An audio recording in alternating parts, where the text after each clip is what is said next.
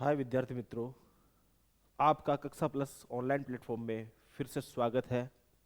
मैं अश्विन कुमार धादीच आपके कक्षा प्लस में स्वागत करता हूं और आपको यूट्यूब चैनल के माध्यम से आमंत्रित भी करता हूं।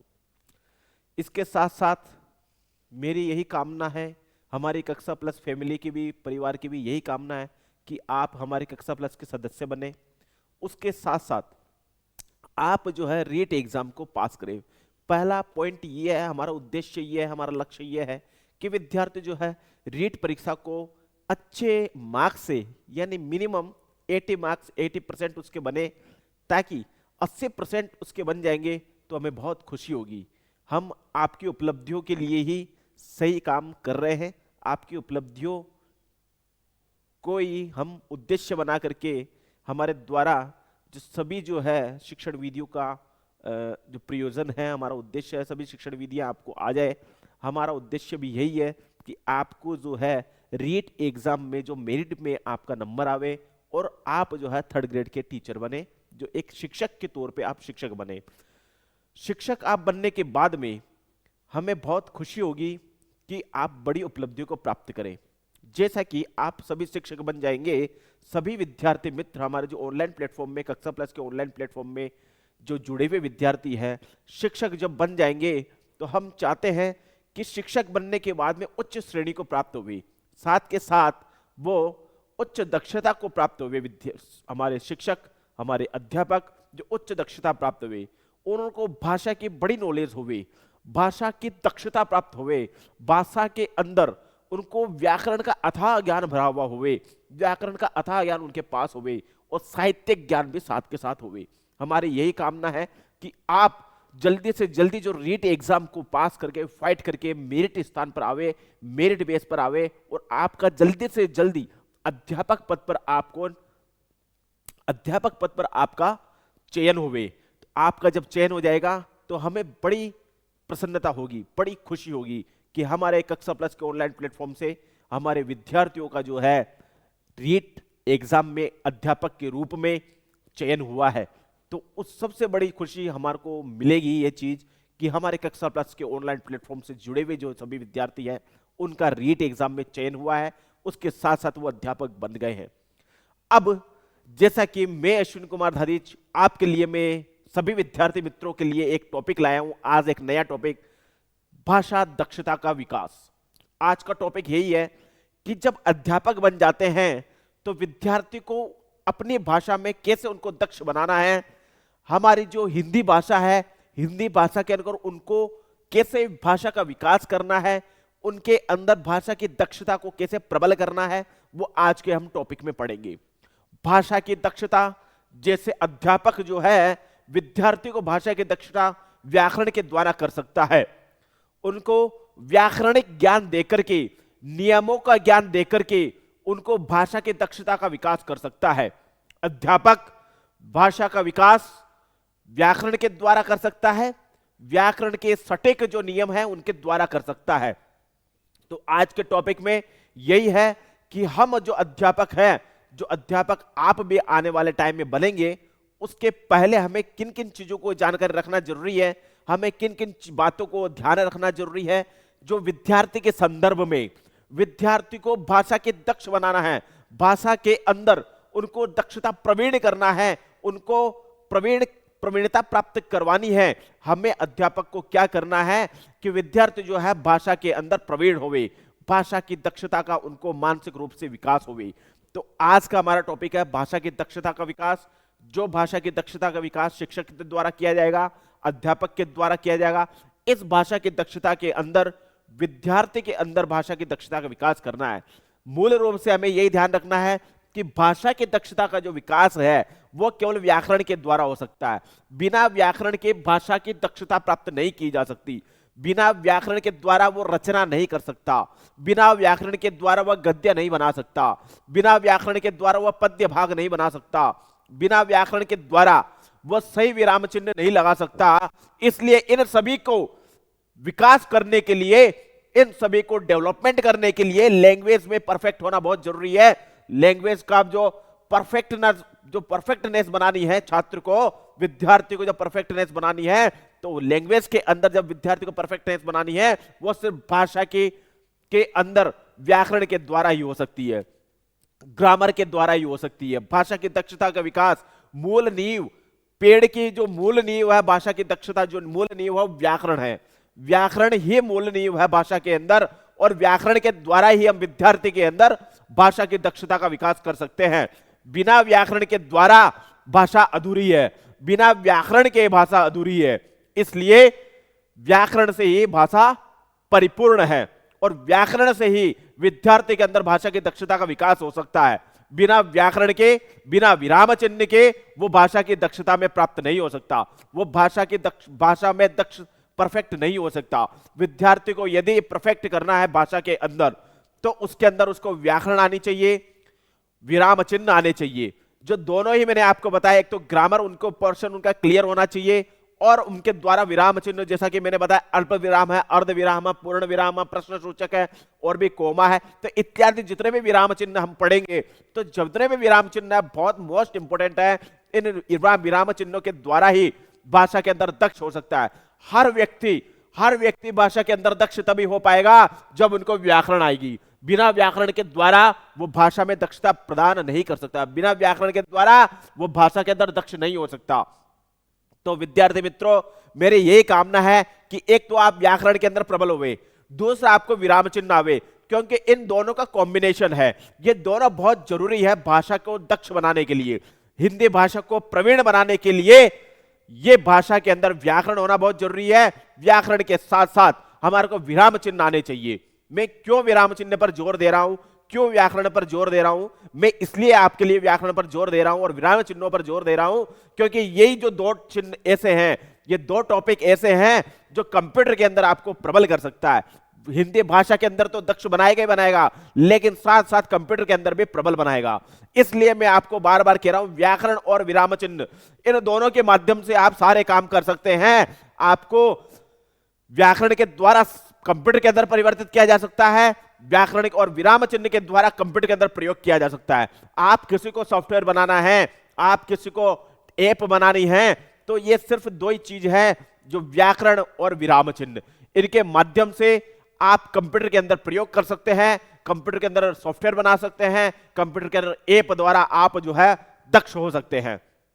जैसा कि मैंने हमें प्रीवियस क्लास में भी आपको बताया था, मैंने आपको कंप्यूटर की नॉलेज दी थी। मैंने बताया था जब विधियां पढ़ रहे थे तब मैंने आपको बताया कि कंप्यूटर आना हमारे लिए बहुत जरूरी है। जैसे हमारी भाषा प्रयोगशाला, जैसा कि मैंने आपको बताया कि भाषा प्रयोगशाला होती है, जो बड़ी बड़ी स्कूलें होती है, जो कैम्ब्रिज बोर्ड की स्कूलें होती हैं, सीबीएसई बोर्ड की बहुत हाईफाई स्कूलें होती है, उसके अंदर आपको हिंदी भाषा तो आनी ही चाहिए, लेकिन उसके साथ साथ कंप्यूटरीकृत लैंग्वेज भी आनी चाहिए। आपको कंप्यूटर के अंदर एक लैंग्वेज जानना है, चाहे आपको कोई भी जाने, C++ हो, सी हो, जावा हो, प्रोलॉग हो, कॉर्पस हो, पाइथन हो, तो आपको इन सभी लैंग्वेजेस में कंप्यूटर की एक लैंग्वेज आनी चाहिए, उसके साथ साथ हिंदी भाषा आनी चाहिए। तो आप हिंदी भाषा को कंप्यूटर में बदल सकते हैं, कंप्यूटर में सॉफ्टवेयर बना सकते हैं, कंप्यूटर के अंदर ऐप बना सकते हैं, वो आप उनको सेलिंग प्राइस में बेच सकते हैं। तो कंप्यूटर के द्वारा ये सारी चीजें आप कर सकते हैं, लेकिन तभी कर पाएंगे जब आपको व्याकरण आएगी, जब आपको कंप्यूटर के चिन्ह आएंगे, विराम चिन्हों का प्रयोग कर पाएंगे। विराम चिन्हों का बड़ा योगदान है कंप्यूटर के अंदर। बिना विराम चिन्ह के अंदर कंप्यूटर चल नहीं पाएगा, बिना विराम चिन्ह के प्रोग्रामिंग लैंग्वेज नहीं बन पाएगी, बिना विराम चिन्ह के आप कंप्यूटर में सॉफ्टवेयर नहीं बना सकते, बिना विराम चिन्ह के द्वारा आप कंप्यूटर में ऐप नहीं बना सकते। इसलिए विराम चिन्ह और व्याकरण आना बहुत जरूरी है। आपको कंप्यूटर के अंदर यदि दक्ष बनना है, कंप्यूटर के अंदर परफेक्ट बनना है, तो आपको विराम चिन्ह आना बहुत जरूरी है। विराम चिन्ह का प्रयोग हर कंप्यूटर में किया जाता है, विराम चिन्ह का प्रयोग हर सॉफ्टवेयर में किया जाता है, विराम चिन्ह का प्रयोग हर प्रोग्रामिंग लैंग्वेज में किया जाता है। तो इसलिए आपको विराम चिन्ह बनाने हैं, विराम चिन्ह याद होने चाहिए, जितने भी 10-15 जितने भी विराम चिन्ह हमारे हिंदी भाषा के अंदर, और उसके अंदर चिन्ह दिया हुआ है, एक सिंबल दिया हुआ है, यह विराम चिन्ह को बोलते हैं सिंबल। सिंबल का जो प्रयोग होता है वो कंप्यूटर में बहुत ज्यादा होता है। बिना सिंबल के कंप्यूटर आगे चलता ही नहीं है, बिना सिंबल के प्रोग्रामिंग लैंग्वेज नहीं बनती, बिना सिंबल के सॉफ्टवेयर नहीं बनते। तो इसलिए आपको सिंबल्स आने बहुत जरूरी है। वो सिंबल्स जो चिन्ह हैं वो आपके कंप्यूटर के अंदर कंप्यूटर के आते हैं, तो ही आपको उसको सॉफ्टवेयर में परिवर्तित कर सकते हैं। और वही सिंबल आज हम पढ़ने वाले हैं आज के इस लेसन में। आज के इस टॉपिक पर हम आज बढ़ेंगे, विराम चिन्ह के जो लेसन है, विराम चिन्ह का लेसन भी पढ़ेंगे और व्याकरण में दक्ष बनना है वो भी हम पढ़ेंगे, क्योंकि आज हमारा टॉपिक भाषा की दक्षता का विकास है। और आज का यही टॉपिक आपको भाषा के अंदर प्रवीण बनाएगा, आपको भाषा के अंदर बड़ी ऊंचाई छुएगा। आपको भाषा के अंदर सबसे बड़ा आदमी बनना है, तो आज जो ये टॉपिक है भाषा की दक्षता वाला, इसको परिपूर्ण कर लीजिए, इसके विराम चिन्ह आप याद कर लीजिए और हिंदी भाषा के व्याकरण, सटीक व्याकरण जो नियम है उसको आप याद कर लीजिए। बिना व्याकरण के, जैसा मैंने आपको बनाया, न तो आप रचना कर सकते हैं बिना व्याकरण के, न ही बिना व्याकरण के पद्य बना सकते हैं, न ही बिना व्याकरण के आप गद्य भाग बना सकते हैं। इसलिए बिना व्याकरण के भाषा अधूरी है, वो भाषा ही नहीं है। बिना व्याकरण के भाषा अधूरी होती है, भाषा परिपूर्ण नहीं होती। भाषा को यदि परिपूर्ण बनाना है तो व्याकरण में आपको प्रवीण होना पड़ेगा, व्याकरण में आपको परफेक्ट होना पड़ेगा, तभी आप भाषा में दक्ष होंगे, भाषा के अंदर प्रवीण होंगे, भाषा के अंदर परफेक्ट होंगे। तो आपको परफेक्टनेस लानी है तो व्याकरण आपको क्लियर करना पड़ेगा।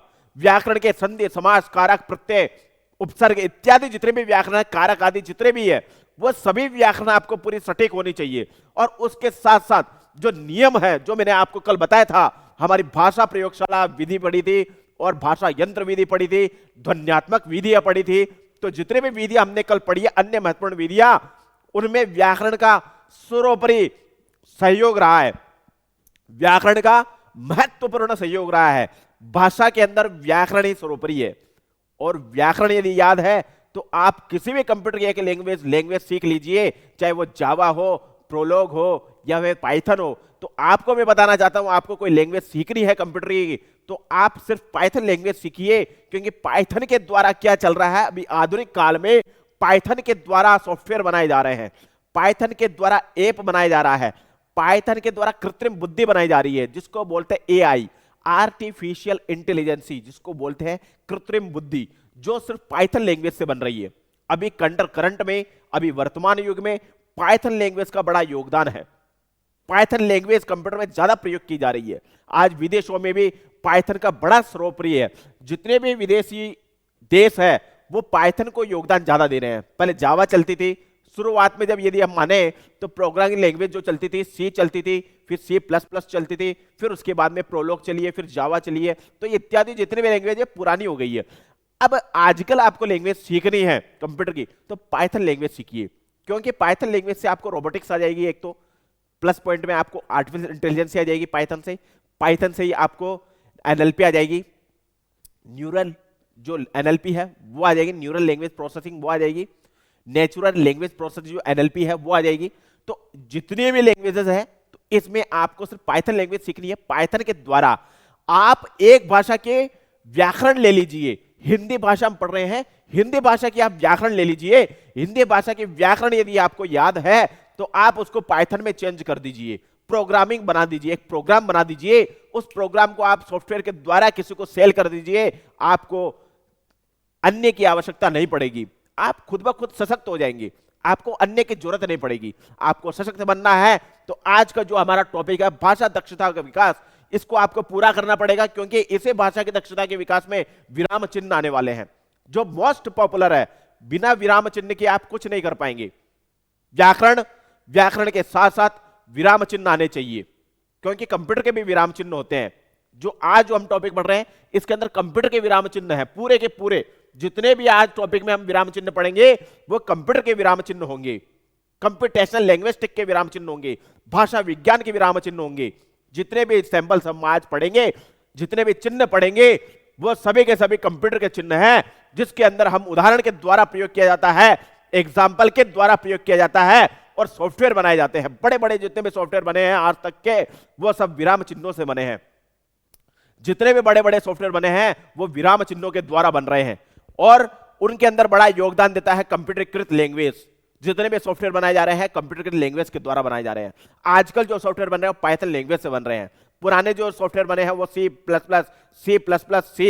और जावा, प्रोलॉग, कॉर्पस से बने हैं।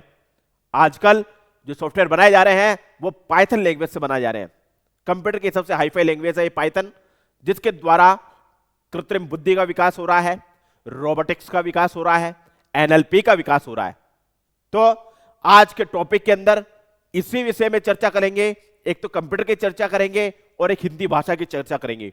क्यों? क्योंकि आज का टॉपिक ही हमारा यही है, हिंदी भाषा का विकास करना, हिंदी भाषा का दक्षता का विकास करना, हिंदी भाषा को भाषा में प्रवीण बनना।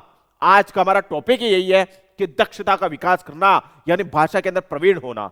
भाषा के अंदर प्रवीण होने के लिए हमें केवल व्याकरण और विराम चिन्ह का आना बहुत जरूरी है, क्योंकि भाषा में प्रवीण होना है, भाषा में दक्ष होना है, भाषा में परफेक्ट होना है, तो व्याकरण और विराम चिन्ह तो आना ही चाहिए। बिना व्याकरण विराम चिन्ह के कोई व्यक्ति कुछ नहीं कर सकता। बिना व्याकरण विराम चिन्ह के व्यक्ति दक्ष नहीं हो सकता। बिना व्याकरण विराम चिन्ह के वो किसी भी भाषा में प्रवीण नहीं हो सकता। यदि उसको प्रवीण होना है किसी भी भाषा के अंदर, तो उसको विराम चिन्ह आने चाहिए और उस भाषा के उसको व्याकरण आने चाहिए। यदि व्याकरण के नियम सटीक है तो कंप्यूटर आपके व्याकरण को लेगा, उदाहरणों को लेगा, तभी आपके सॉफ्टवेयर बनेंगे। व्याकरण आपके सटीक नहीं है तो वहां पर कंप्यूटर आपकी एरर बताएगा, क्योंकि समस्या बता देगा वो कि इसके अंदर आपके नियम गलत है। जो आप कंप्यूटर में सॉफ्टवेयर बना रहे हैं, उस सॉफ्टवेयर बनाने में आपने कोई नियम गलत डाल दिया है तो कंप्यूटर खुद ब खुद एरर बता देगा और उस सॉफ्टवेयर को बनने नहीं देगा। और आपको यदि बनना है, सॉफ्टवेयर बनाना है, तो आपको व्याकरण के नियम पूरे याद होने चाहिए, संधि के पूरे नियम याद होने चाहिए, आपको कारक के नियम याद होने चाहिए, आपको वर्णमाला के नियम याद होने चाहिए। इसके अलावा जितने भी कारक, समास, प्रत्यय, उपसर्ग, लिंग, वचन, विशेषण, संज्ञा, सर्वनाम, जितनी भी चीजें हैं व्याकरण की, जितनी भी भाषाएं, जितनी भी चीजें हैं व्याकरण के, जितने भी टॉपिक है, वो आपके क्लियर होने चाहिए। और उसके साथ साथ आपको, मैंने जैसा कल बताया था, उदाहरण भी अच्छे अच्छे याद होने चाहिए, ताकि आप जब यदि सॉफ्टवेयर बनाए तो उसको सॉफ्टवेयर में दिक्कत नहीं आवे, कंप्यूटर एरर नहीं देवे, कंप्यूटर को प्रोग्रामिंग लैंग्वेज में पूरी आपकी प्रोग्रामिंग लैंग्वेज बन जाए एक, और उसके बाद में सॉफ्टवेयर ऑटोमेटिक आपका आ जाए। तो भाषा की दक्षता बनानी है, भाषा में दक्ष होना है। जैसा कि मैंने आपको बताया कि भाषा में दक्ष होने के लिए आपको दो चीजें आनी चाहिए, एक तो व्याकरण और एक विराम चिन्ह। व्याकरण यदि याद है, सटीक व्याकरण याद है आपको, नियम यदि याद है, सूत्र याद है, तो आप जो है कंप्यूटर में परिवर्तित कर सकते हैं। लेकिन उसके साथ साथ कंप्यूटर के जो चिन्ह है वो भी आने चाहिए, जो हमारी भाषा के अंदर है। जो मैं चिन्ह बताऊंगा आपको आज, ये जितने भी चिन्ह है कंप्यूटर में बहुत प्रयोग किए जाते हैं। जितने भी चिन्ह है कंप्यूटरीकृत भाषा में प्रयोग किया जाता है। जितने भी चिन्ह है प्रोग्रामिंग लैंग्वेज में प्रयोग किया जाता है। जितने भी चिन्ह है आर्टिफिशियल इंटेलिजेंस में प्रयोग किया जाता है। जितने भी चिन्ह है रोबोटिक्स में प्रयोग किया जाता है। मैं जितना बताऊंगा उतना कम है, क्योंकि विराम चिन्ह इतना इंपॉर्टेंट है भाषा के अंदर जितनी कोई चीज इंपॉर्टेंट सी नहीं रखती। क्योंकि भाषा के अंदर विराम चिन्ह एक ऐसा टॉपिक है जिसके माध्यम से भाषा में प्रवीण हो सकता है व्यक्ति, भाषा में प्रवीणता उसको प्राप्त हो सकती है। व्याकरण याद होने के बाद विराम चिन्ह दूसरा टॉपिक आता है जिसके माध्यम से वो प्रवीण हो सकता है, भाषा के अंदर उसको परफेक्टनेस आ सकती है। तो इसलिए भाषा के अंदर आज हम पढ़ेंगे एक तो विराम चिन्ह का प्रयोग, और इसके बाद हम पढ़ेंगे व्याकरण। व्याकरण भी पढ़ेंगे भाषा में दक्षता बनाने के लिए, और विराम चिन्ह का प्रयोग। आने वाले टाइम में हो सकता है कि आप अध्यापक बने, अध्यापक पोस्ट पर लगे तो हमें बहुत खुशी होगी। अध्यापक के बाद आपको बच्चों को भी अच्छे संस्कार देने हैं। हम आज के टॉपिक में संस्कार के विषय में भी चर्चा करेंगे कि आपको एक आदर्श टीचर बनना है, आपको एक आदर्श अध्यापक बनना है। तो आज का टॉपिक में के अंदर भी यही है कि विद्यार्थी को हम सभ्य बनाएं, सभ्यता के साथ साथ उसको संस्कार भी देवें। सभ्यता उसको बनाएं, सभ्यता सिखाएं, संस्कार देवें। इसके साथ साथ उस व्यक्ति, उस विद्यार्थी को, उस छात्र को, सभी छात्रों को हम पर्टिकुलर ये नहीं लेंगे कि हम जब अध्यापक बने, आप कभी अध्यापक बने तो किसी एक छात्र पर ही आप डिपेंड हो जाए, ऐसा हम नहीं चाहते। आपके लिए सभी छात्र जो है बराबर रहेंगे। आपके अध्यापक बनने के बाद सभी अध्यापक, सभी छात्र जो है आपके लिए सब समान है। आप उनको समानता का अधिकार देवें। जो अधिकार दिए गए हैं, समानता का अधिकार है, सभी छात्रों पर अधिकार होता है पढ़ने का, तो आप सभी छात्रों पर ध्यान देवें और सभी छात्रों को आप हिंदी में दक्ष बनावे। हिंदी में दक्ष बनाने के लिए आपको क्या क्या चीजों की जरूरत है वो मैं बताऊंगा। किन किन सावधानियों को रखना है हिंदी भाषा के अंदर आपको दक्ष बनाने के लिए, वो मैं बताऊंगा कि किन किन सावधानी रखनी चाहिए हिंदी भाषा में बच्चों को दक्ष बनाने के लिए। बच्चों को संस्कार देने के लिए, बच्चों को व्याकरण बताने के लिए, बच्चों को रचना बताने के लिए, बच्चों को गद्य बताने के लिए, बच्चों को पद्य बताने के लिए किन किन चीजों की सावधानी रखनी पड़ेगी, किन किन चीजों की आवश्यकता हमें पड़ेगी, वो आज के टॉपिक में हम पढ़ेंगे। बच्चा भाषा को कैसे दक्ष होगा, बच्चा भाषा का विकास कैसे करेगा, भाषा को में परफेक्ट कैसे होगा बच्चा, वो आज के हम इस टॉपिक में पढ़ेंगे। बच्चों को भाषा में दक्ष बनाना है, बच्चों को भाषा में विकसित करना है, बच्चों को भाषा में परफेक्ट बनाना है, वो आज के टॉपिक में हम इसमें अध्ययन करेंगे। आज का टॉपिक यही है, हिंदी भाषा की दक्षता का विकास, जिसके अंदर विद्यार्थी की चर्चा ज्यादा होगी। आज के टॉपिक में मैं आपको अध्यापक बता रहा हूं, इसलिए बता रहा हूं क्योंकि आज का टॉपिक विद्यार्थियों के लिए ज्यादा है और अध्यापकों के लिए कम है। आज के टॉपिक के अंदर विद्यार्थी सर्वोपरि है, अध्यापक सर्वोपरि नहीं है। क्यों? क्योंकि भाषा की दक्षता विद्यार्थी को चाहिए, भाषा के अंदर प्रवीणता विद्यार्थी को चाहिए, भाषा के अंदर परफेक्टता विद्यार्थी को चाहिए, क्योंकि विद्यार्थी ही है आने वाले विकसित देश के लिए। विद्यार्थी को प्रवीण बनाना है, भाषा की दक्ष बनाना है, भाषा में परफेक्ट करना है, विद्यार्थी को करना है। आज का टॉपिक के अंदर मूल भाव जो है, मूल रूप जो है वो विद्यार्थी है। विद्यार्थी को भाषा में दक्ष करने के लिए किन सावधानियों की आवश्यकता पड़ेगी, क्या क्या समस्या हमारे सामने आएगी, क्या क्या चीजें हमारे सामने आएगी, जिसके अंदर हमें उस समस्या का समाधान करना है। भाषा के जो विद्यार्थी की समस्या है उसका समाधान हमें करना है। अध्यापक को भाषा की दक्षता बनाने के लिए किन किन सावधानियां बरतनी चाहिए, किन किन चीजों की आवश्यकता हमें पड़ेगी, बच्चों को विकसित करने के लिए, बच्चों की दक्षता विकसित करने के लिए, बच्चों को भाषा में परफेक्ट बनाने के लिए किन किन चीजों की हमें आवश्यकता पड़ेगी, वो आज के इस टॉपिक में पढ़ेंगे। आज का टॉपिक यही है, हमारी भाषा की दक्षता का विकास करना। इस भाषा की दक्षता के विकास के अंदर विद्यार्थी का मूल रूप है। आज के टॉपिक के अंदर विद्यार्थी मूल रूप है। आज के अंदर विद्यार्थी ही मुख्य है, क्योंकि हमें विद्यार्थी को भाषा में दक्ष करना है, हमें विद्यार्थी को भाषा में परफेक्ट करना है, हमें विद्यार्थी को भाषा में विकसित करना है, ताकि उनकी मानसिक स्थिति विकसित हो सके, सामाजिक स्थिति विकसित हो सके और नैतिक स्थिति सुसज्जित हो सके, विकसित हो सके। तो इन चीजों का हमें ध्यान रखना है। जैसा कि मैंने आपको बताया है कि भाषा की दक्षता को विकसित करना, भाषा को विकसित रूप करना, छात्र को विकसित करना है उस चीज में, विद्यार्थी को हमें व्याकरण में दक्ष करना है हमें, और विद्यार्थी को भाषा के अंदर प्रवीण करना है हमें। तो आज का जो एम है वो हमारा यही होना चाहिए कि विद्यार्थी को हम विकसित कर सके। हमारी भी यही कोशिश है, हमारी कक्षा प्लस के परिवार की भी यही कोशिश है कि आप जो है भाषा में प्रवीण होवे, सभी विद्यार्थी गण में प्रवीण होवे। जो हमारे कक्षा प्लस से जुड़े हुए जितने भी विद्यार्थी गण हैं, विद्यार्थी मित्र हैं, वो भाषा के अंदर प्रवीण हुए। तो विद्यार्थी मित्रों से हमारी यही कामना है, हमारे फैमिली से भी यही कामना है, हमारे कक्षा प्लस के परिवार से भी यही कामना है कि जितने भी विद्यार्थी हमसे जुड़े हुए हैं वो भाषा में प्रवीण होवे, भाषा में दक्ष होवे, भाषा में उनका विकास होवे। इसलिए इसके साथ साथ हमारे कक्षा प्लस के परिवार की यही कामना है कि आप जो भाषा में विकसित होंगे, उसके लिए हमारे जो कक्षा प्लस मेरी यही कामना है कि आप जो है उसके अंदर कंप्यूटर की नॉलेज भी रखें, साथ साथ व्याकरण आपको आनी चाहिए, साथ साथ विराम चिन्ह आने चाहिए। क्योंकि मेरी यही कामना है कि आप जो है आज जो मैं आपको विराम चिन्ह बताने जा रहा हूं, जो आपको व्याकरण बताने जा रहा हूं, उसके अंदर आपको प्रवीण होना है, व्याकरण के अंदर प्रवीण होना है और विराम चिन्ह के अंदर प्रवीण होना है। सभी विद्यार्थियों के लिए मैं यही बताना चाह रहा हूं कि आप एक तो व्याकरण में प्रवीण होवे, विराम चिन्ह में प्रवीण होवे, और उसके प्लस में यदि आपको कंप्यूटर सीखना है, आपको कंप्यूटर जानना है, तो मेरा यही कामना है कि आप एक पाइथन लैंग्वेज पढ़े। पाइथन लैंग्वेज पढ़े तो आप सॉफ्टवेयर बना सकते हैं, पाइथन लैंग्वेज के द्वारा रोबोटिक्स कर सकते हैं, पाइथन लैंग्वेज के द्वारा आर्टिफिशियल इंटेलिजेंस कर सकते हैं, पाइथन लैंग्वेज के द्वारा एनएलपी कर सकते हैं। तो इसलिए मेरी यही भावना है कि आप ऊंची ऊंची उपलब्धियों को छुए, आप बड़े आदमी बने, अध्यापक बने, अध्यापक के बाद में आपको एक सभ्य अध्यापक माने सभी छात्र। तो हमारी यही कामना है, एक तो सभ्यता के साथ साथ, जैसा कि मैंने आपको बताया, बड़ों के प्रति आदर का भाव होना चाहिए, छोटों के प्रति प्रेम का भाव होना चाहिए, बराबर के प्रति मित्रता का भाव होना चाहिए। ऐसे भाव आपके अंदर आवे और आप एक सभ्य अध्यापक कहलाएं। मेरी यही कामना है और हमारी कक्षा प्लस की भी यही कामना है, हमारी कक्षा प्लस फैमिली की भी यही कामना है कि आप प्रबल अध्यापक बने।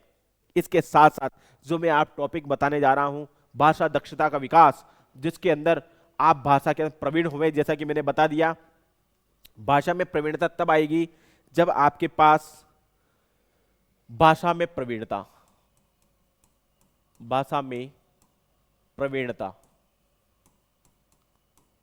या दक्षता। आज के टॉपिक के अंदर ये बता रहा हूं मैं आपको, आज के टॉपिक के अंदर ये मैं बता रहा हूं आपको कि भाषा में प्रवीण बनने के लिए, आपको भाषा में दक्ष बनने के लिए क्या क्या चीजें आनी चाहिए। एक तो व्याकरण आपके पास आनी चाहिए, पहला टॉपिक तो ये होता है भाषा की, हिंदी भाषा की व्याकरण। दूसरा ये है कि आपको विराम चिन्ह आने चाहिए, विराम चिन्ह जिसको बोलते हैं सैम्बल, सैम्बोल। अब आते हैं कंप्यूटर, कंप्यूटर के अंतर्गत, कंप्यूटर में हमें आनी चाहिए, मैंने आपको सबसे पहले मूल रूप बताया रोबोटिक्स। रोबोटिक्स, आपको रोबोटिक्स की इतनी आवश्यकता नहीं पड़ेगी, सबसे पहले आपको सीखनी पड़ेगी पाइथन लैंग्वेज, जैसा कि मैंने आपको बताने जा रहा हूं पाइथन लैंग्वेज का आपका रोल है। पहला पॉइंट आपको आता है पाइथन।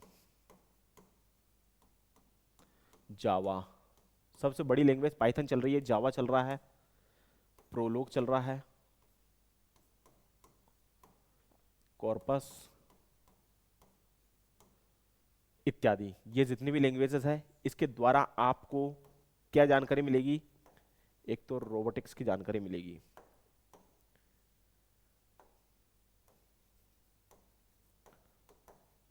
AI, NLP.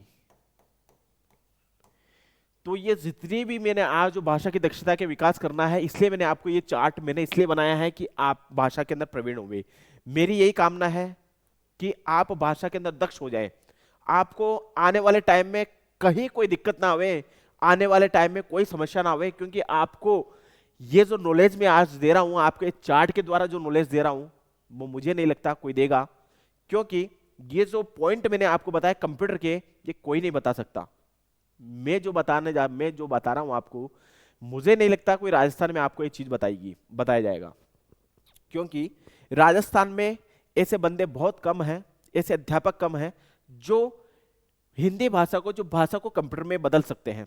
ऐसे अध्यापक बहुत कम मिलेंगे, 99% मिलेंगे नहीं, और 1% है जो बहुत मुश्किल से मिलते हैं। तो इसलिए जो मैं आज आपको ये चार्ट द्वारा मैं समझा रहा हूं कि आपको हिंदी भाषा की दक्षता बननी है, हिंदी भाषा के अंदर परफेक्ट बनना है, तो आपको पहले हिंदी भाषा की व्याकरण आनी चाहिए, हिंदी भाषा की विराम चिन्ह आने चाहिए। ये जो विराम चिन्ह है ये तो यहां पर भी रहेंगे, विराम चिन्ह जो मैंने आपको यहां पर लिखा है, ये विराम चिन्ह यहां पर भी रहेंगे। पाइथन के अंदर भी विराम चिन्ह होता है, प्रोग्रामिंग लैंग्वेज जो बोलते हैं, इसके अंदर आता है प्रोग्रामिंग लैंग्वेज।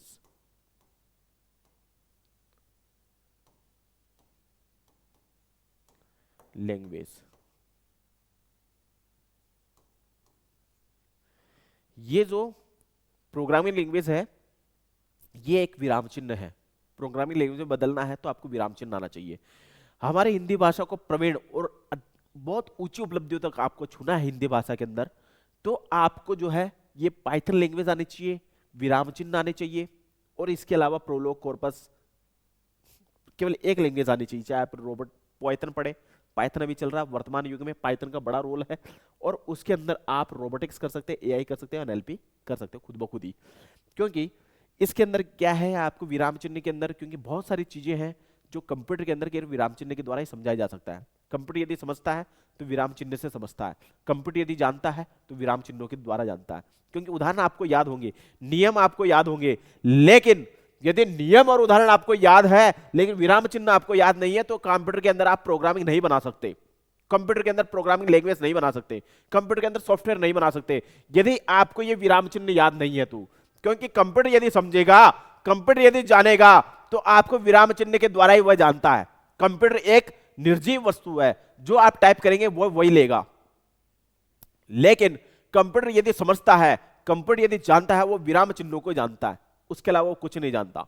आपने विराम चिन्ह सही लगाया, नियम सही लगाया, तो आप सॉफ्टवेयर बना सकते हैं, आप प्रोग्रामिंग लैंग्वेज बना सकते हैं। लेकिन आपको विराम चिन्ह का आना बहुत ही जरूरी है। जैसा कि मैंने आपको बताया, एक तो आपको आनी चाहिए व्याकरण, पहला पॉइंट तो हमारे को आनी चाहिए व्याकरण, दूसरा आना चाहिए विराम चिन्ह। इन दोनों का बड़ा योगदान है। व्याकरण आपको आनी ही चाहिए। पहला पॉइंट तो ये कहता है कि व्याकरण आपको आनी चाहिए, पहला पॉइंट, आप 80% व्याकरण आने के बाद। फिर उसके बाद में आपको व्याकरण आना चाहिए 10%, फिर आपको ये आनी चाहिए पाइथन लैंग्वेज। तो इन सभी के मिलने से ही आप सॉफ्टवेयर बना सकते हैं। तो इसलिए जरूरी है कि आपको व्याकरण को जाने, फिर उसके बाद में विराम चिन्ह को जाने। आज हम मूलतः विराम चिन्ह को भी पढ़ेंगे, विराम चिन्ह को विस्तृत जानकारी लेंगे कि विराम चिन्ह होते क्या है। विराम चिन्ह के विषय में आपको मैं विस्तृत जानकारी दूंगा आज। इन विराम चिन्हों पर चर्चा करेंगे आज अपन, सिंबल्स के ऊपर चर्चा करेंगे, और भाषा की दक्षता बच्चों पर भी चर्चा करेंगे।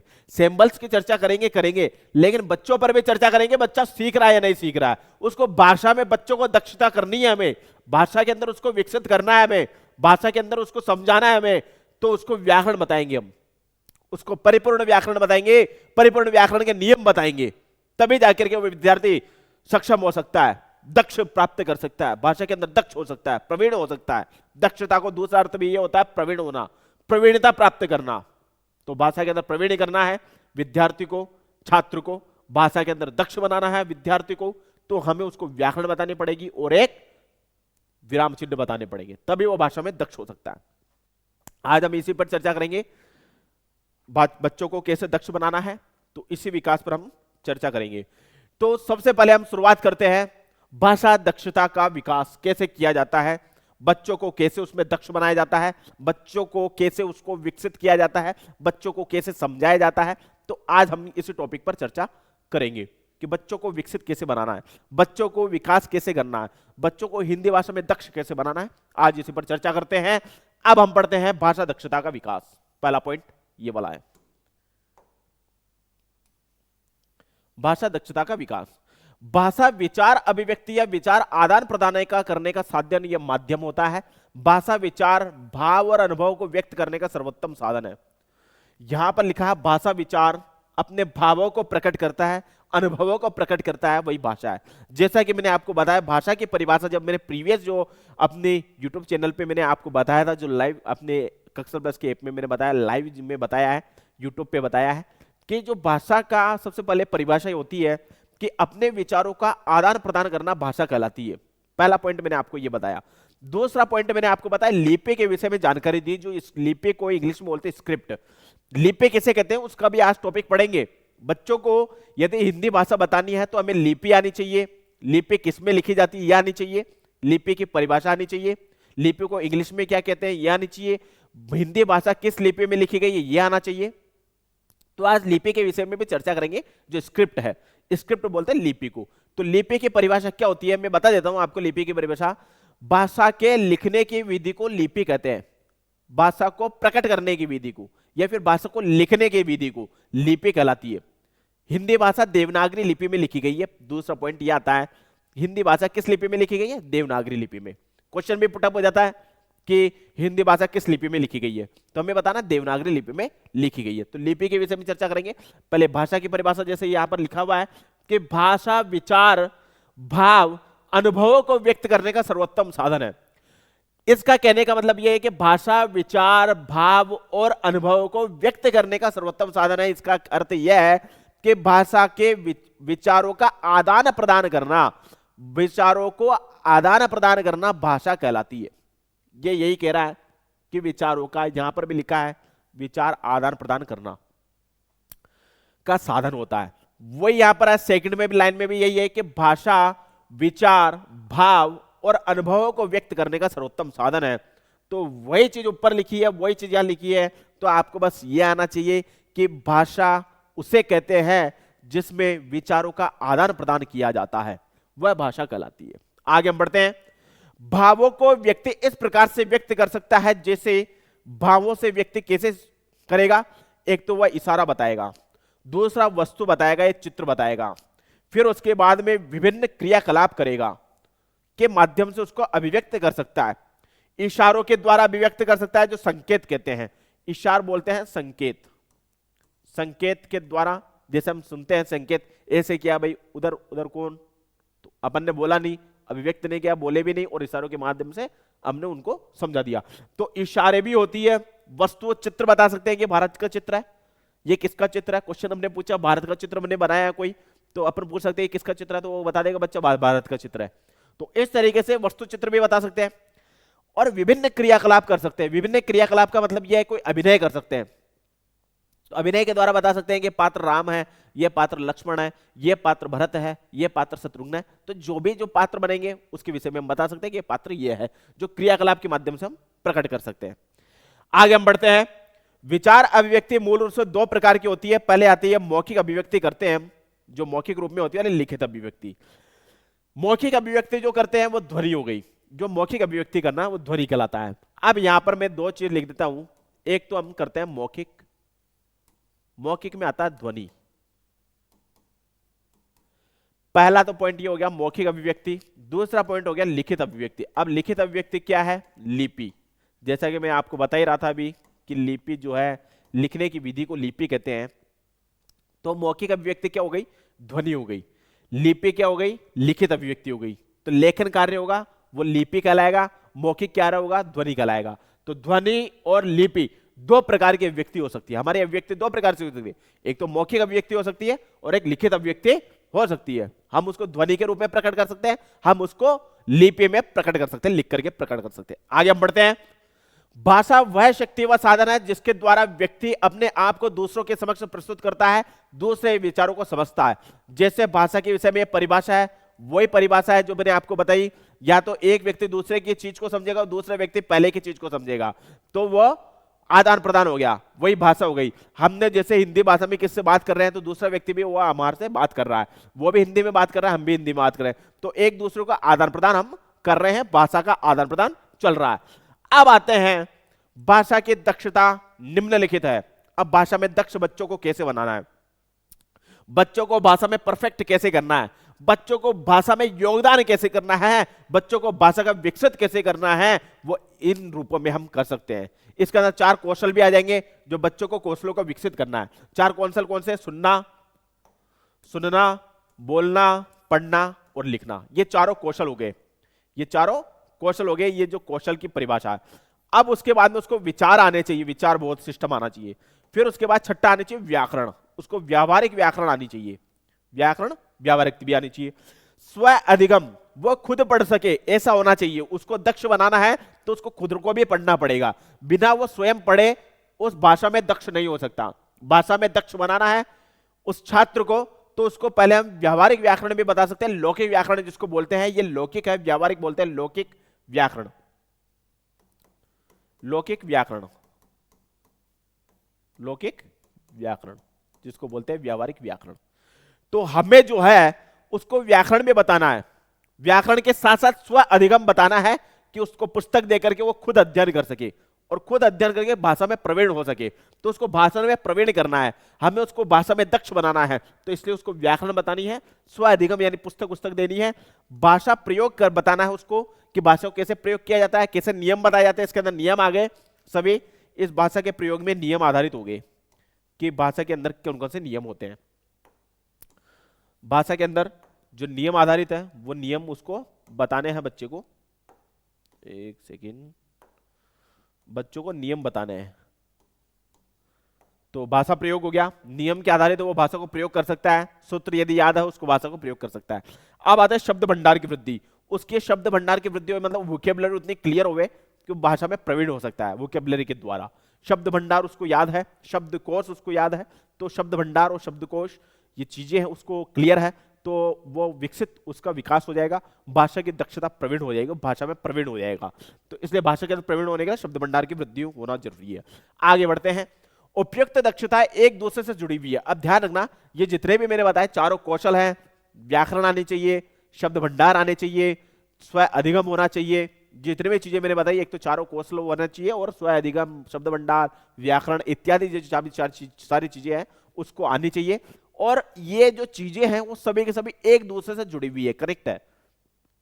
व्याकरण शब्द भंडार से कनेक्ट है, शब्द भंडार व्याकरण से कनेक्ट है, शब्द भंडार प्रयोग से कनेक्ट है, प्रयोग व्याकरण से कनेक्ट है। तो इस तरीके से जो चीजें हैं वो सभी एक दूसरे से जुड़ी हुई है। ये दक्षताएं कक्षा 5 तक लगभग सभी विद्यार्थियों में विकसित हो जानी चाहिए, क्योंकि कक्षा 5 तक उसको आना जानी चाहिए। जैसा कि मैंने आपको बताया, आपको भाषा में प्रवीण करना है बच्चे को, तो उसकी नींव मजबूत करनी पड़ेगी। जिस तरह से पेड़ बनेगा, उसके अंदर यदि जल उसमें डालेंगे नींव के अंदर, तभी तो पेड़ बड़ा होकर के फल देगा। तो उसी तरीके से भाषा में प्रवीण होना है तो उसको व्याकरण बतानी पड़ेगी, जो कक्षा छोटी कक्षाओं से उसको चालू करना पड़ेगा। छोटी कक्षाओं से जब चालू करेंगे तो बड़ा बड़ा होकर के वो विस्तृत हो जाएगा और विस्तृत ज्ञान उसके बाद अर्जित हो जाएगा। तो इसलिए छोटी क्लासों से उसको व्याकरण बताना चाहिए, व्याकरण उसको समझाना चाहिए, छोटी क्लासों से उसको व्याकरण का ज्ञान देना चाहिए। प्राथमिक कक्षा में भाषा कौशलों जैसे चारों कौशल मैंने आपको बताया, पहला सुनना, बोलना, पढ़ना और लिखना, तो सभी विकसित हो जाने चाहिए, सभी विकसित हो जाने चाहिए। अब आते हैं भाषा को प्रयोग करना। जो चीजें मैंने बताई, जो चारों कौशल है, व्याकरण है, शब्द भंडार है, शब्दकोश है, प्रयोग है, स्व अधिगम है, ये जितनी भी चीजें अभी हमने पढ़ी थी वो चीजें एक दूसरे से जुड़ी हुई है। जैसा कि मैंने अभी थोड़ी देर में आपको बताया था कि शब्द भंडार व्याकरण से कनेक्ट है, व्याकरण शब्द भंडार से कनेक्ट है, व्याकरण प्रयोग से कनेक्ट है, प्रायोगिक भाषा से कनेक्ट है, तो प्रायोगिक भाषा जो है व्याकरण से कनेक्ट है। तो ये जितनी भी चीजें हैं ये सब एक दूसरे से जुड़ी हुई है।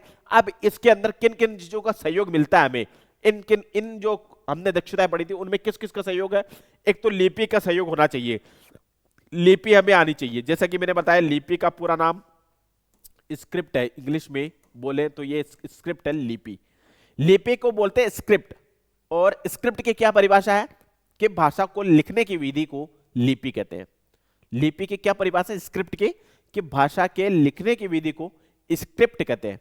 वो स्क्रिप्ट है, वही लिपि है। ये भाषा के लिखने की विधि को लिपि भी बोल सकते हैं, स्क्रिप्ट भी बोल सकते हैं। तो लिपि का ज्ञान हमें होना जरूरी है। शुद्ध उच्चारण, अब यहां पर दिया हुआ है शुद्ध उच्चारण यानी फोनेटिक्स। जैसे मैंने आपको बताया कल, फोनेटिक्स एक वो बताया था मैंने, ध्वनि विधि बताई थी मैंने, ध्वन्यात्मक विधि जो बताई थी वो फोनेटिक्स है। ध्वनि जो होना चाहिए हमारी शुद्ध होनी चाहिए, हमारा उच्चारण कैसा होना चाहिए, शुद्ध होना चाहिए। तो ध्वन्यात्मक विधि जो मैंने पढ़ी वो यहां पर आई है, शुद्ध उच्चारण होना, कि हमारा जो उच्चारण है, जो हमारा जो कहना है वो शुद्ध होना चाहिए। ये सेकंड पॉइंट हमें ध्यान रखना है। शब्द भंडार यानी हमें वोकेबलरी भी क्लियर होनी चाहिए, हमारे पास वोकेबलरी का ज्ञान होना चाहिए। ये किसी भी भाषा की हमें वोकेबलरी का पता होना चाहिए, उस भाषा के शब्द भंडार की वृद्धि होनी चाहिए, शब्द भंडार हमें आना चाहिए। और सर्व शब्दकोश का प्रयोग, अब शब्दकोश में ध्यान होना चाहिए, एक शब्द के कई शब्द में पर्यायवाची याद होनी चाहिए, इसलिए शब्द भंडार की वृद्धि, विलोम भी याद होनी चाहिए, पर्यायवाची भी याद होनी चाहिए। इन दोनों का यही कथन है, एक तो विलोम शब्द याद होनी चाहिए, एक पर्यायवाची शब्द याद होनी चाहिए। हमें लिपि का ध्यान करना है, शुद्ध उच्चारण फोनेटिक्स का ध्यान रखना है, शब्द भंडार शब्दकोश का ध्यान रखना है, पर्यायवाची शब्द याद होने चाहिए, विलोम शब्द में याद होने चाहिए। आगे हम बढ़ते हैं, विद्यार्थियों को स्वाध्याय के लिए प्रेरित करना। सबसे पहले स्वाध्याय, जैसा हमने पढ़ा था, स्वाध्याय के लिए प्रेरित करना। शिक्षक का आदर्श, अब आते हैं शिक्षक का आदर्श। शिक्षक एक आदर्श होना चाहिए, विद्यार्थी के लिए शिक्षक एक आदर्श होना चाहिए। विद्यार्थी को हम शिक्षा दे रहे हैं, वो हमारे ऊपर भी लागू होती है कभी कभी, क्योंकि हम विद्यार्थी को सभ्य बनाना है, अच्छा बनाना है, बेहतरीन बनाना विद्यार्थी को, तो हमें भी आदर्श होना चाहिए, हमें भी सभ्य होना चाहिए, हमें भी अच्छा होना चाहिए, तभी हम विद्यार्थी को ज्ञान दे सकते हैं। विद्यार्थी को ज्ञान तभी दे सकते हैं जब स्वयं ज्ञान लेंगे, स्वयं ज्ञान लेंगे तभी हम विद्यार्थियों को ज्ञान दे सकते हैं। इसलिए सबसे पहले खुद परफेक्ट होवे, फिर उसके बाद में अन्य को परफेक्ट करें। तो इसलिए हम अध्यापक बनने के बाद, आप अध्यापक बनने के बाद आप जो है एक आदर्श शिक्षक बने। आपको व्याकरण आ गई, विराम चिन्ह आ गए, फिर उसके बाद में कंप्यूटर की नॉलेज आ गई। आपके आने के बाद में एक आप में कमी ना रहे, एक आदर्श अध्यापक की कमी ना रहे, एक आप आदर्श अध्यापक भी बने। साथ के साथ में आपको आदर्शता आनी चाहिए, साथ के बाद में आपको सभ्य होना चाहिए, एक सभ्य अध्यापक आप बने। आगे बढ़ते हैं, आपको वाक्य रचना शिक्षण बतानी है बच्चों को वाक्य रचना बतानी है। वाक्य रचना में वर्ण आ जाएंगे, शब्द आ जाएंगे, वाक्य आ जाएगा, अर्थ आ जाएगा। तो इस वाक्य रचना में हमें 4 चीजों की आवश्यकता है, गद्य, दूसरा पद्य, तीसरा व्याकरण, चौथा रचना। तो इन चारों चीजों को बच्चों को परफेक्ट करना है, भाषा में उसको दक्ष करना है, भाषा को उसके अंदर प्रवीणता लानी है। तो हमें जो वाक्य रचना आनी चाहिए, गद्य में उसको बताना है, पद्य में बताना, व्याकरण और रचना आदि में उसको प्रयोग बताना है कि इन प्रयोगों में उसको दक्ष करना है। विद्यार्थी मित्रों, मैं आपको भी दक्ष करना चाहता हूं, आपको भी विकसित करना चाहता हूं, भाषा के अंदर आपका विकास करना चाहता हूं। मैं इसलिए कर रहा हूं क्योंकि आप बड़ी उपलब्धियों को प्राप्त करें। आप ये नहीं समझे कि नीरस है, हिंदी सब्जेक्ट छोटा मोटा सब्जेक्ट है, लेकिन आप ये ना समझे क्योंकि हिंदी सब्जेक्ट आपको याद है, व्याकरण आपको सटीक याद है, विराम चिन्ह आपको याद है, तो आप बस कंप्यूटर में कोई याद करने की जरूरत है, सिर्फ आपको सिर्फ कंप्यूटर की पाइथन लैंग्वेज आनी चाहिए। तो उसके द्वारा आप कुछ भी कर सकते हैं, सॉफ्टवेयर बना सकते हैं खुद ब खुद ही, आप खुद ब खुद ही सारे काम कर सकते हैं, क्योंकि आपको ये चीजें आनी चाहिए ताकि आप प्रवीण हो सके व्याकरण के अंदर, कंप्यूटर के अंदर। तो ये प्रवीणता प्राप्त करने का साधन है आज। फिर उसके बाद में बच्चों को हमें बताना है मुहावरे लोकोक्तियों का प्रयोग बताना है हमें बच्चों को, और बच्चों को ही विराम चिन्ह का प्रयोग बताना है। ध्यान रखना, आपको भी मैं विराम चिन्ह का प्रयोग बताना चाहता हूं। आप सभी विद्यार्थी मित्र मेरे से जो जुड़े हुए हैं, मेरे से जो सभी विद्यार्थी मित्र जुड़े हुए हैं, उनको इस विराम चिन्ह को आना बहुत जरूरी है, वाक्य रचना आना बहुत जरूरी है। इसलिए सभी विद्यार्थियों को मैं चाहता हूं, जितने भी हमारे विद्यार्थी जुड़े हुए हैं उन विद्यार्थी मित्रों से मैं यही कामना करता हूं कि आप सभी विराम चिन्ह याद कर लें, एक भी विराम चिन्ह नहीं छोड़े। आपको सभी विराम चिन्ह याद आने चाहिए, क्योंकि कंप्यूटर में भी ये कि यही विराम चिन्ह है। जो विराम चिन्ह मैं आपको ये बताऊंगा, ये कि यही विराम चिन्ह जो है कंप्यूटर के अंदर मिलेंगे, कंप्यूटर के अंदर ये सारे विराम चिन्ह मिलेंगे। जो मैं आपको आज विराम चिन्ह बताऊंगा वो सभी कंप्यूटर के अंदर मिलेंगे। आप भाषा में दक्ष हो जाएंगे। आपको व्याकरण आती है, विराम चिन्ह नहीं आता तो आप अपूर्ण है भाषा के अंदर। आप विराम चिन्ह आते हैं, व्याकरण नहीं आती तो आप भी अपूर्ण है। लेकिन आपको व्याकरण और विराम चिन्ह आते हैं तो आप समझ लीजिए पूर्ण है, आप भाषा में दक्ष है, भाषा में आपको दक्षता प्राप्त हो गई है। आपको व्याकरण और विराम चिन्ह आने चाहिए, केवल व्याकरण विराम चिन्ह आने से आप भाषा में प्रवीण होंगे, भाषा में दक्ष होंगे। तो इसलिए विराम चिन्ह का प्रयोग आपको आना चाहिए, व्याकरण का प्रयोग आपको आना चाहिए, तभी आप भाषा में दक्ष हो सकते हैं। आगे हम बढ़ते हैं टॉपिक के अंदर। लिपि, पहला पॉइंट आता है, भाषा की दक्षता विकसित करने के लिए लिपि की जानकारी होना बहुत जरूरी है। भाषा में प्रवीण होना है, भाषा में दक्ष होना है और भाषा को विकसित करना है तो आपको लिपि की जानकारी बहुत जरूरी है। बिना लिपि के आप कुछ नहीं कर सकते, क्योंकि लिपि के द्वारा ही हम आपको प्रकट कर सकते हैं, लिपि के द्वारा आप अभिव्यक्त कर सकते हैं, तभी आपको भाषा आएगी। क्योंकि आप जो लिखेंगे वही आगे जाएगा। आप कंप्यूटर के अंदर भी आप लिखेंगे तो वो लिपि हो गई। कंप्यूटर की भी लिपि होती है, स्क्रिप्ट होती है। कंप्यूटर की जो लिपियां है, विराम चिन्ह है, ये सब स्क्रिप्ट है। इसलिए लिपि आपको आना जरूरी है। लिपि के सबसे पहले आपको ज्यादा नहीं पढ़ना है, लेकिन सबसे पहले मूल रूप से आपको यह आना चाहिए कि लिपि की परिभाषा क्या होती है, लिपि को अंग्रेजी में क्या कहते हैं और ये कहां प्रयोग की जाती है। इतनी चीज आनी चाहिए आपको, क्योंकि पुटअप किया जा सकता है, रीट एग्जाम में पुटअप किया जा सकता है, लेकिन लिखने की विधि को क्या कहते हैं। रीट एग्जाम में आपके एक क्वेश्चन आ जाए कि लिखने की विधि को क्या कहते हैं, तो वहां पर पॉइंट दिएंगे, लिपि कहते हैं, बोलना कहते हैं, पढ़ना कहते हैं, चारों कौशल कहते हैं, तो आपको लिपि लिखना है, क्योंकि लिखने की विधि को लिपि कहते हैं। आपका दूसरा क्वेश्चन यहीं पर पुटअप होता है कि हिंदी भाषा की कौन सी लिपि है। दूसरा क्वेश्चन पुटअप होता है हिंदी भाषा की कौन सी लिपि है, तो आपको बताना है देवनागरी लिपि। दूसरा क्वेश्चन पुटअप लिपि से, ये दो ही क्वेश्चन पुटअप होते हैं सिर्फ, एक तो लिपि की परिभाषा, दूसरा हिंदी भाषा की लिपि कौन सी है। तो हम पढ़ते हैं लिपि के अंदर, भाषा को लिखने की विधि को लिपि कहते हैं। अब ध्यान रखना, भाषा के लिखने की विधि को हम लिपि कह रहे हैं, तो ये लिपि है, भाषा के लिखने की विधि को लिपि कहते हैं। हिंदी भाषा देवनागरी लिपि में लिखी गई है। ध्यान रखना, हिंदी भाषा देवनागरी लिपि में लिखी गई है। अब आते हैं वाक्य रचना शिक्षण दूसरा। लिपि का तो इतना ही पॉइंट है, बस लिपि में आपको बस ये ध्यान रखना है, स्क्रिप्ट में यही ध्यान रखना है कि आपको तुरंत कोई पूछ ले, कोई भी बड़ा आदमी पूछ ले, कोई भी टीचर आपको पूछ ले कि भाई लिपि क्या परिभाषा है, तो आप तुरंत आंसर दे सकते हैं कि लिखने की विधि को लिपि कहते हैं। आप बड़ा इंटरव्यू देवें, बड़े पोस्ट पर जाएं, तो आपको कोई भी पूछ सकता है लिपि की परिभाषा क्या है। क्यों? क्योंकि लिपि का ज्यादा प्रयोग किया जाता है, बिना लिपि के आप कुछ नहीं कर सकते। इसलिए लिपि, लिखने की विधि को लिपि कहते हैं, क्योंकि कहीं पर भी आप जाएं तो लिपि की परिभाषा आपको आनी चाहिए। हिंदी भाषा किस लिपि में लिखी गई ये आना चाहिए, आपको व्याकरण आनी चाहिए, व्याकरण के साथ साथ विराम चिन्ह आने चाहिए, क्योंकि मूलभूत इकाई है। ये सभी व्याकरण के मूलभूत तत्व है जिसको बोलते हैं, ये व्याकरण के तत्व है जो आपको आने ही चाहिए। आप यदि हो सकता है बाई चांस नहीं हो ऐसा कि आपका रेट एग्जाम में आपका नंबर नहीं आया, बाई चांस एक सपोज करते हैं, फिर आपको क्या करना चाहिए, आप यदि किसी बड़े स्कूल में इंटरव्यू देवें, डीपीएस है, कैम्ब्रिज मयूर स्कूल है, अजमेर की मयूर स्कूल है, अजमेर की DWPS है, Delhi world public school, Ajmer की निर्जा मोदी स्कूल है, आप वहां पर इंटरव्यू देवें तो आपको हिंदी भाषा के अंदर सिर्फ यही जानकर रखना है, एक तो भाषा की परिभाषा क्या होती है, भाषा के व्याकरण आने चाहिए, भाषा के विराम चिन्ह आने चाहिए, लिपि किसे कहते हैं आना चाहिए, और लिपि के साथ साथ हिंदी भाषा किस लिपि में लिखी गई, बस ये आना चाहिए। इसके अलावा कुछ आने की जरूरत नहीं है। साहित्य आपको याद करने की जरूरत नहीं है, रचना आपको याद करने की जरूरत नहीं है, न गद्य भाग पद्य भाग कुछ भी याद करने की जरूरत नहीं है। यदि ये सारी चीजें आपको याद है जो 3-4 टॉपिक मैंने बताए, आप तो लिपि की परिभाषा, व्याकरण आपको आनी चाहिए, विराम चिन्ह आने चाहिए, और लिपि की परिभाषा और हिंदी भाषा किस लिपि में लिखी गई ये आना चाहिए, तो आपका सिलेक्शन तुरंत हो जाएगा।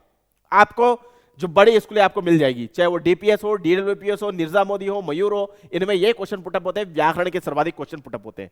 इन सभी स्कूलों में व्याकरण का योगदान ज्यादा है, इसलिए मैं आपको बार बार जोर दे रहा हूं, इस चीज में बार बार बता रहा हूं कि आपको व्याकरण आनी चाहिए, पहला पॉइंट। व्याकरण के बाद आपको लिपि का ज्ञान होना चाहिए, उसके बाद आपको विराम चिन्ह आने चाहिए, तभी आप किसी भी स्कूल में आपको परफेक्ट तरह से आपका सिलेक्शन हो सकता है। साक्षात्कार जब भी हो वे आपका इन बड़े स्कूलों में, तो मेरा बहुत योगदान रहेगा आपके लिए, मेरा सहयोग आपके साथ है।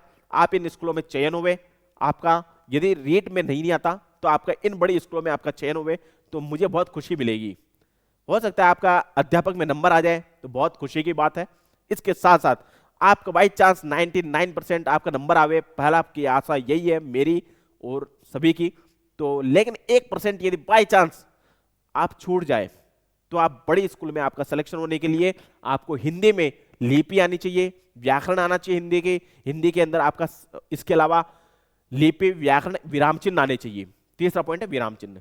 क्यों मैं आपको क्यों बता रहा हूं ये चीजें, मैं इसलिए बता रहा हूं कि आपका 99% यदि नहीं आवे, सपोज मैं नहीं कहता हूं, सपोज नहीं आवे, आ जाए बहुत बढ़िया, नहीं आवे तो आपको इन व्याकरण है, विराम चिन्ह है, लिपि की नॉलेज होना बहुत जरूरी है, क्योंकि वहां पर जो पेपर आएंगे आपके DWPS में, DPS में, निर्जा मोदी में, मयूर स्कूल में जो पेपर लिया जाता है, आपको यदि सेलेक्ट करना है, वहां पर सेलेक्ट होंगे तो इतने बड़े स्कूलों में जो कैम्ब्रिज के स्कूल है उनमें सेलेक्ट होने के लिए आपको व्याकरण आनी चाहिए हिंदी भाषा की, उसके बाद में ही आप सेलेक्ट हो सकते हैं। आपको व्याकरण कंप्लीट है तो आपका सिलेक्शन तुरंत है। आपको व्याकरण के साथ साथ कंप्यूटर आ गया तो आपको वहां पर आर्टिफिशियल इंटेलिजेंस के डिपार्टमेंट का भी रोल दे सकते हैं, आर्टिफिशियल डिपार्टमेंट के भी टीचर बना सकते हैं, IT सेक्टर के भी।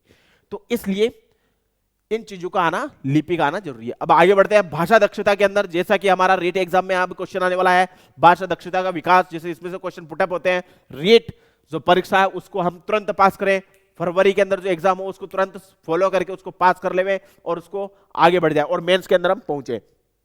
रेट एग्जाम में हम तुरंत पास हुए, इसमें जो क्वेश्चन हम जल्दी जल्दी अब उसको पूरा कर लेते हैं, क्योंकि काफी अब समय है हमारे पास, अभी भी है, क्योंकि ज्यादा कोर्स हमारे पास पेंडिंग नहीं है।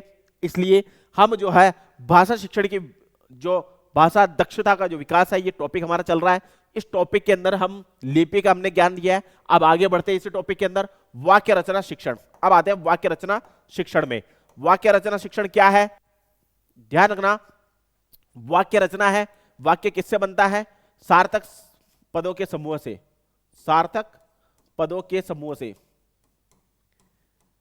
से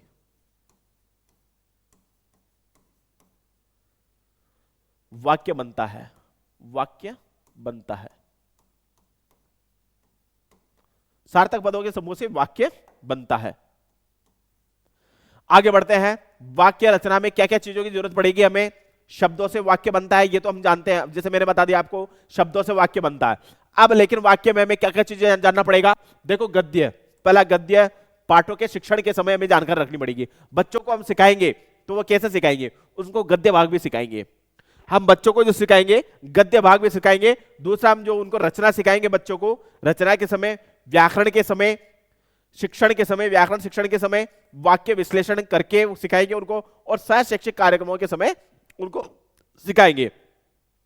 तो भाषा में दक्ष बनाने के लिए इन चीजों की भी आवश्यकता पड़ेगी।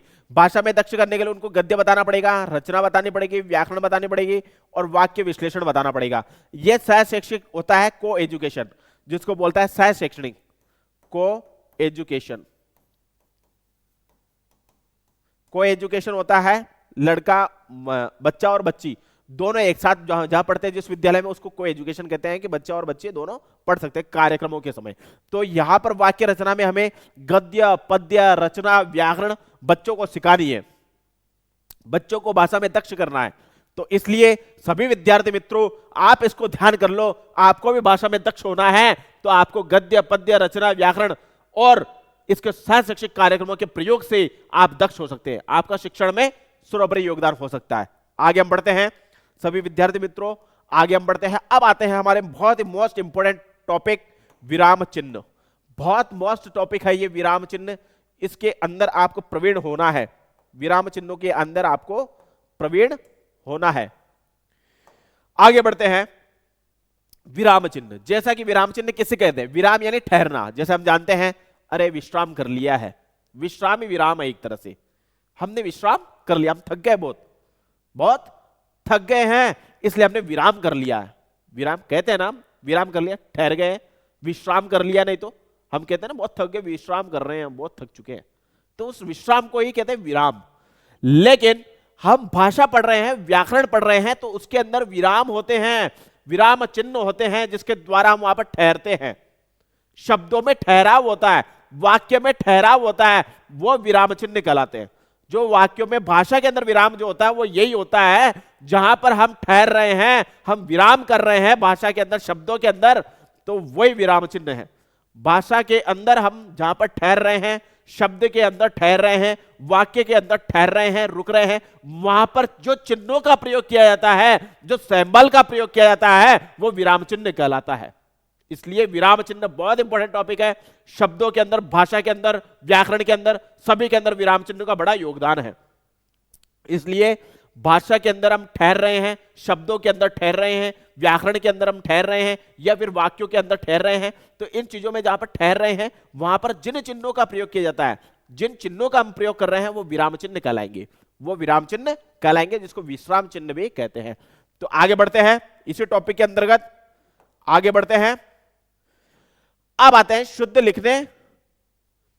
शुद्ध लिखने में चिन्हों का प्रयोग करना महत्वपूर्ण होता है, जैसे कोमा पहला वाला, दूसरा वाला पूर्ण, पूर्ण चिन्ह, अर्ध विराम चिन्ह, अनुस्वार आदि, ये सभी विराम चिन्हों के नाम है।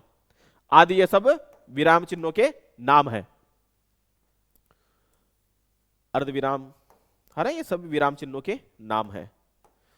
आगे बढ़ते हैं।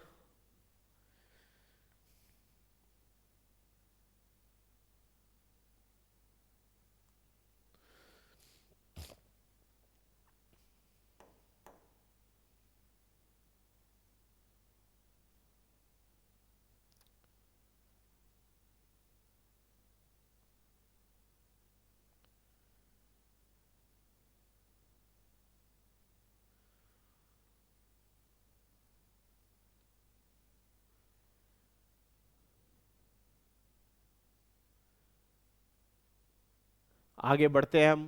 विराम चिन्ह, जैसा कि मैंने लिखा है कि विराम चिन्ह उसे कहते हैं जो विश्राम लिया जाता है, या फिर वाक्यों के अंदर जो हम विश्राम लेते हैं, शब्दों के अंदर जहां पर विश्राम लेते हैं, जहां पर ठहरते हैं, वो विराम चिन्ह कहलाता है। तो विराम चिन्ह को हम पूरा पढ़ते हैं 2 मिनट के लिए।